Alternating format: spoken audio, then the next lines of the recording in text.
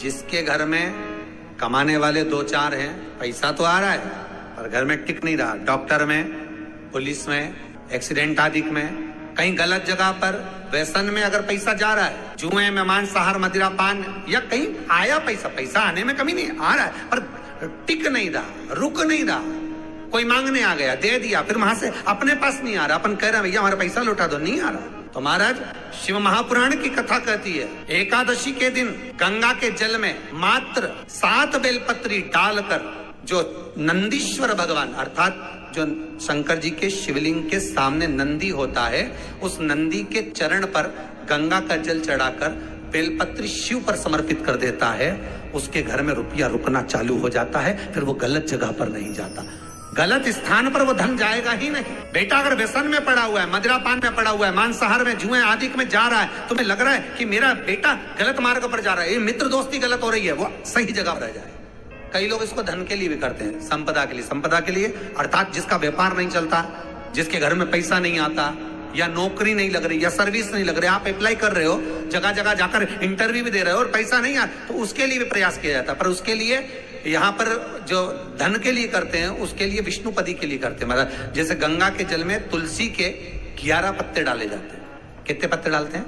11 तुलसी के पत्ते डालते हैं, और उसको किसी भी नारायण के मंदिर में, राम कृष्ण शिव शंकर नहीं, राम कृष्ण भगवान विष्णु दत्त आदि जितने नारायण के मंदिर हैं, उस मंदिर में किसी भी पात्र में, एक छोटे से पात्र में उसको भरकर रखी आते हैं महाराज। उससे भी जॉब, सर्विस, नौकरी में सफलता प्राप्त हो जाती है, परंतु वो भी एकादशी को ही होता है। कुछ देर तक पात्र को रखा जाता है, फिर वही पात्र का जल किसी भी वृक्ष के नीचे डाल दिया जाता है, उससे भी नौकरी के लिए फायदा मिलता है। शमी की पत्ती, शमी वृक्ष का जो महत्व पहले कहा है, शमी वृक्ष की पत्तियां अदालत में या कानूनी कोई प्रोसेस के अंतर्गत कानूनी कोई कार्रवाई हो गई है या कोई अटका है काम, तो शमी की पत्तियों को एकादशी के दिन 5 जगह पर चढ़ाया जाता है उस कार्य को निपटाने के लिए। पहला अशोक सुंदरी की जगह पर। अशोक सुंदरी की जगह कहाँ है आपको मालूम है, पहले भी बताया। जैसे ये शिवलिंग है, ये जलाधारी गोल, उसके सामने ये चरण, बीच में जो एक मोटी सी लाइन होती है वो अशोक सुंदरी की जगह है। तो अशोक सुंदरी की जगह पर शमी पत्र को चढ़ाया जाता है। अब शमी पत्र अशोक सुंदरी की जगह पर एक स्थान, दूसरा शिवलिंग के ऊपर, तीसरा जहां शिवलिंग रखा है, जहां शंकर का शिवलिंग रखा है, उस कटी भाग पर शमी पत्र को चढ़ाया जाता है। चौथा, नंदी का जो चरण उभरा उठा हुआ दिखे वहां शमी पत्र चढ़ाया जाता है। 5वां, शंकर भगवान के मंदिर के द्वार पर शमी पत्र चढ़ाया जाता है। केवल एक ही बार चढ़ाना चाहिए, जिस कामना से चढ़ा रहे हो, जो अदालत में कार्रवाई चल रही हो, या कोई प्रशासनिक परेशानी आ गई हो, या कोई काम अटका पड़ा हुआ है, तो उसके लिए चढ़ाए। 5 स्थान है हमारा, 5 स्थान दिए। शमी पत्र को आप 5 चढ़ाएंगे, आपकी प्रशासनिक जो व्यवस्थाएं वो सुचारू हो जाएगी, वापिस कोई तकलीफ नहीं आएगी। शमी पत्र की बात, यदि मान लो शरीर कहीं से सफेद पड़ रहा है, कहीं से काला पड़ रहा है, शरीर में से खाल की फुकड़ी निकलना प्रारंभ हो गई हो, शरीर में काले काले चट्टे पड़ना चालू हो गए हो, या कोई विशेष रोग हो गया, काया बेकार हो रही है, तो सीधी सीधी बात शिव महापुराण की कथा कहती है, एकादशी के दिन पीपल का एक पत्ता, उस पत्ते पर थोड़ा सा चावल अपने हाथ में लेकर, अपने नयनों से लगाकर, शरीर पर से स्वयं उतारकर उसको दरवाजे के पास रख दीजिए। उस चावल को दूसरे दिन सूंघ कर बहते हुए पानी में डाल दीजिए। महाराज कितने भी रोग से ग्रसित हो गए, पीपल का एक पत्ता 52,000 ब्राह्मण की साक्षी कराता है महाराज। बहुत ध्यान देना, पीपल के वृक्ष में स्वयं नारायण का, मेरे कृष्ण का वास है। स्वयं भगवान गीता के अंतर्गत कहते हैं कि मैं पीपल का वृक्ष हूँ। 52,000 ब्राह्मणों का वासा एक पीपल के पत्ते में होता है। जिसकी अदालत में कोई बात चल रही हो, प्रॉपर्टी का झगड़ा चल रहा हो, भाई भाई में क्लेश चल रहा हो, कोई विवाद चल रहा हो, नहीं सुलझ रहा हो, तो बड़ के पत्ते के ऊपर शंकर भगवान के शिवलिंग का निर्माण कर कर किसी बड़ के पेड़ के नीचे मट्टी का या बालू का शिवलिंग बनाकर उसकी पूजन करें एकादशी के दिन, और उसकी पूजन कर कर उस पे दही चढ़ाए। उसी दही को थोड़ा सा उठा कर लिया है। जब अदालत को जाएं, उस दही में चंदन घोलकर सिर पर तिलक लगाकर चले जाएं, कार्य में विजय प्राप्त होती है।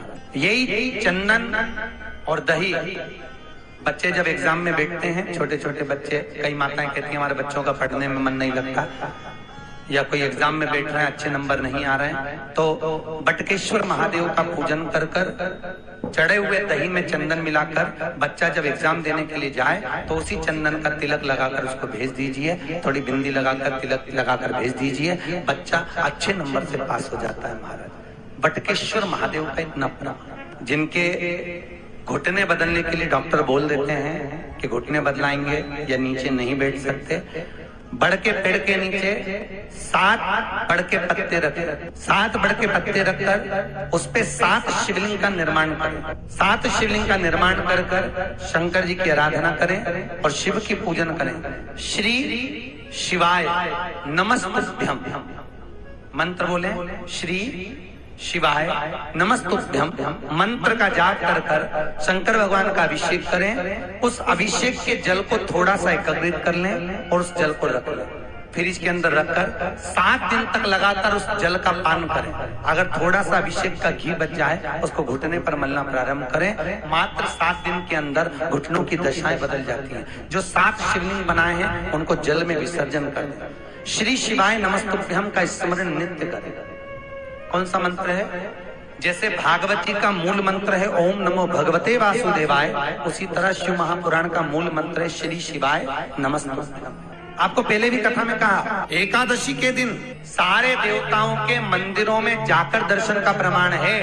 केवल एक देवता ऐसा है शंकर, अगर मंदिर के अंदर भी नहीं जा सकते तो मंदिर का शिखर देखकर भी शिव का स्मरण कर सकते। शिखर दर्शनम सर्व पाप नाशनम, आपको पहले भी कथा में कहा और कई लोगों को फायदा हुआ इसका। एकादशी के दिन रात्रि को 12 बजे शंकर जी के मंदिर की चढ़ी हुई बेलपत्र शंकर के मंदिर के शिखर को देखकर चबा चबा कर खा लीजिए। जिंदगी में कभी घुटने और कमर का दर्द नहीं हो सकता, कभी नहीं हो सकता। 2 तिथियां गरुड़ पुराण व्याख्यान वर्णन करती है, एकादशी और द्वादशी। बहुत ध्यान देना महाराज, एकादशी की अगर कोई तिथि पड़ती है और उस दिन आपका फर्ज है कि ब्राह्मण को भोजन कराते समय एक भाग फरियाल का अवश्य बनाना चाहिए। बहुत ध्यान देना, अगर ब्राह्मण बोल रहा है कि मेरा फरियाल है उस दिन एकादशी का, तो उसको एकादशी का फरियाल खिलाएं, पर रोटी या पूड़ी या खीर मंगोड़ा जरूर बनाए, भले वो गाय को दे, पर उस ब्राह्मण को आपने दे दिया, पर वो अन्न का भाग भी जाना चाहिए।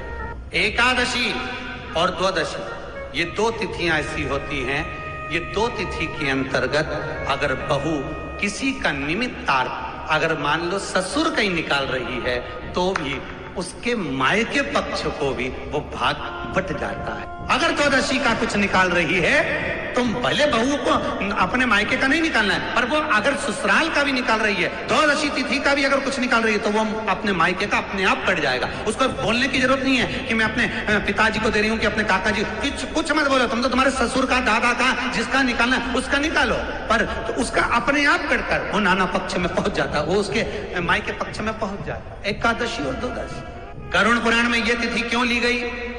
तो गरुड़ पुराण में लेने का एक कारण है, एकादशी की तिथि एक ऐसी तिथि है कि कोई संत, महात्मा, जोगी, सन्यासी, तपस्वी, साधक, उपासक, कोई ब्राह्मण, कोई साधु, कोई तपस्वी, कोई संत, कोई मंडलेश्वर, कोई पीठाधीश्वर, कोई जगतेश्वर, जो जो पीठ पर विराजमान हैं, ये अगर प्राण छोड़ देते हैं तो इनकी श्राद्ध में जो तिथि होती है वो एकादशी ही होती है।